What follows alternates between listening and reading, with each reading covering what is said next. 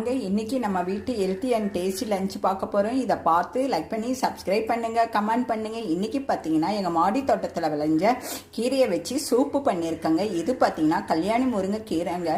கல்யாண முருங்கைக்கீரைன்னு எடுத்துக்கிட்டோன்னா கருமுட்டுங்களை வலுவுறுத்தவங்க. அப்புறம் சக்கரவர்த்தி கீரைங்க.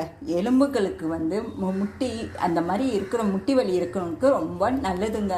புற்றுநோயை குணப்படுத்தும். மாதவிடா பிரச்சனைக்கு ரொம்ப நல்லதுங்க. மயில் கீரை கண்ணுக்கு குளிர்ச்சி, இதயத்தை பாதுகாக்குங்க.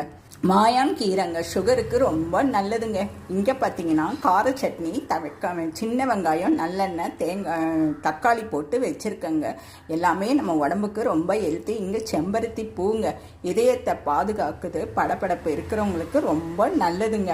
இங்கே பார்த்தீங்கன்னா எங்கள் மாடி தோட்டத்தில் விளைஞ்ச தூதுவளை ரசம். இது பார்த்தீங்கன்னா தைராய்டு பிரச்சனைக்கு ரொம்ப நல்லதுங்க. இங்கே எறா தொக்குங்க. இந்த மாதிரி நம்ம ஹெல்த்தியாகவும் டேஸ்டாகவும்